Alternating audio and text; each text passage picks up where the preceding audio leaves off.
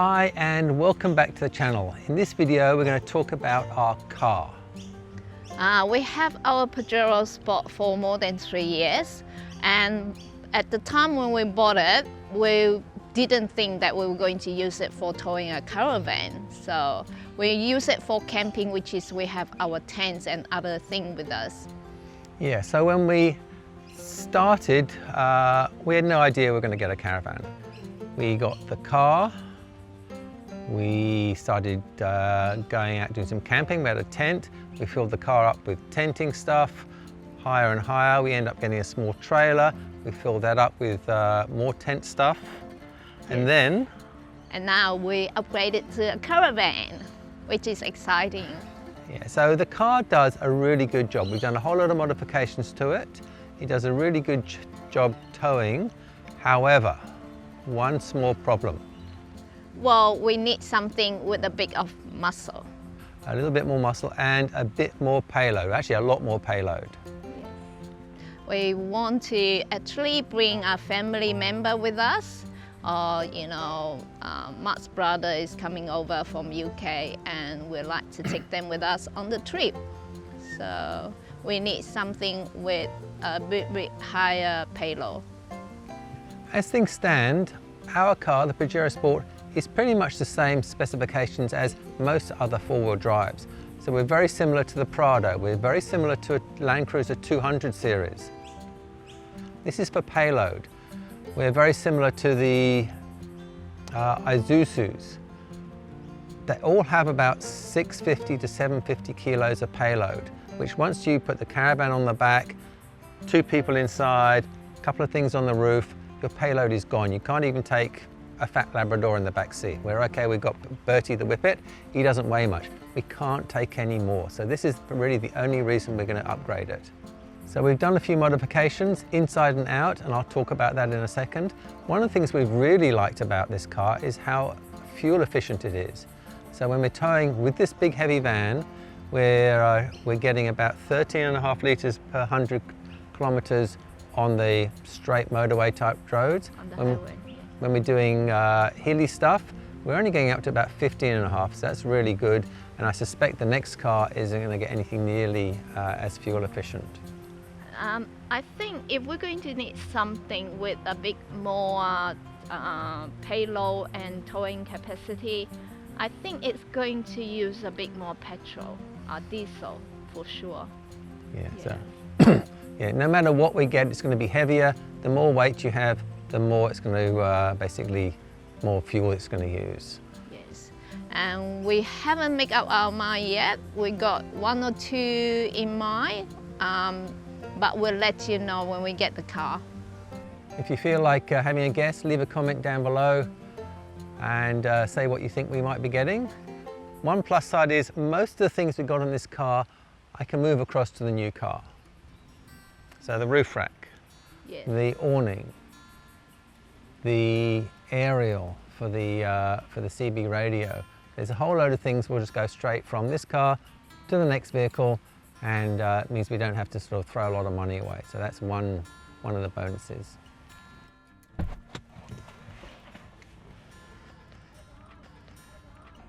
The Pajero Sport, what have I done to it and why did I do it? So let's start off at the front of the car and we'll work our way around. Tyres, so I replaced the tyres from stock. So the original tyres were not really up to heavy duty stuff. So we replaced them. We've got jewelers on there. I've had these before in other cars. I'm pretty happy with that. So at the front of the car, underneath, we've got a couple of recovery points, and underneath that, we've got some bash plates. Nice thick metal protecting the engine and things. So I had to get installed by a welder, some heavy duty mounting plates, because the standard ones from the factory, as on most cars, are not up to that job.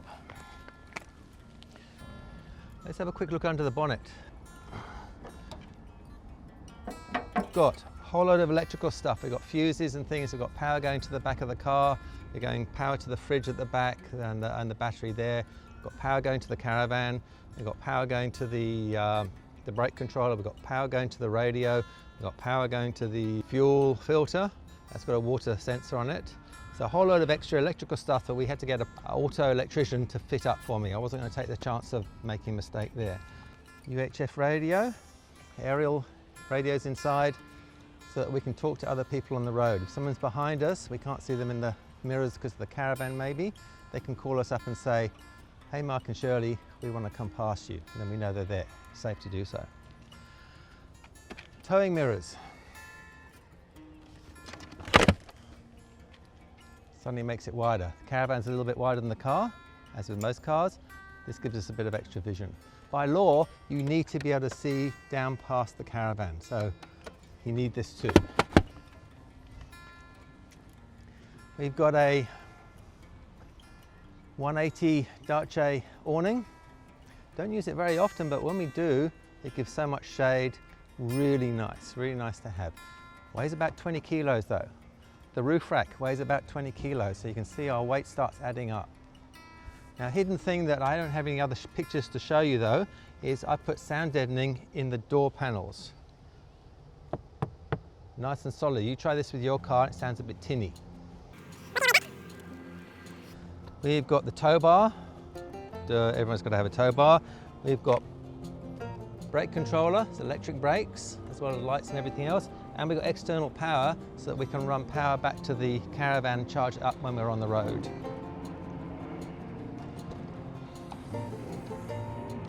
Inside, we've got lots of fishing gear. We always need to take lots of fishing gear with us, obviously.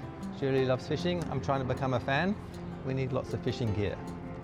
We've got a couple of big drawers. We've got the fridge and battery to power the fridge. So when we go away, we can keep food nice and cold. This is also a freezer. We'll have a quick look inside the car, show you some of the things we've done there. Underneath the driver's seat, I've got a fire extinguisher, little mount there, means it's really easy to get to. In the center console, I've got the red arc controller for the brakes. We can override the brakes on the caravan if need be. And then we've got the radio just next to that. I've also got the GPS and the maps and a whole lot of other things so we actually hopefully don't get too lost. Or if we do get lost, we can always find our way out again. And one of the other things was we got some good quality mats, so that when we get sand and mud and things in there, this makes it nice and easy to clean out. So we went to one of the four-wheel drive shows and bought that as an extra. Seemed to be really good quality. UHF radio, this plugs in next to the passenger. I got this one because this will listen to 2 channels at once. It's not just stuck on one, so we can have it on channel 18 and channel 40. Channel 40 is the regular one for trucks. Channel 18 is the one that people use mostly for caravans and convoys. So we can listen to both of those. People can put a call out, a shout out to us, and we can hear them and then we can talk to them. Really useful safety feature. One last thing, I mentioned it earlier, in the front of the car is our emergency beacon. Made by GME. Flick the side open, pull the pin, press the button, whatever you do, calls for help. Last but not least, I've got the air compressor in the back of the car, attached to the back of the drawers. Open the back seat, hook it up to the battery, I can pump all the airs up again. And that just about wraps up everything we've done to the car. So everything I've done to this car, probably going to do to the next car as well. So I'm going to save a little bit of money. It'll be some hours work for me. I'll get the electrician in to do the electrical stuff again. But that way we've got ourselves safe and secure for the next 50 or 100,000 kilometers of driving. That's it for now, guys. Thanks for watching, and please don't forget to like and subscribe. And leave a comment below if there's anything else you'd like us to talk about. Catch you next time. Bye. Bye.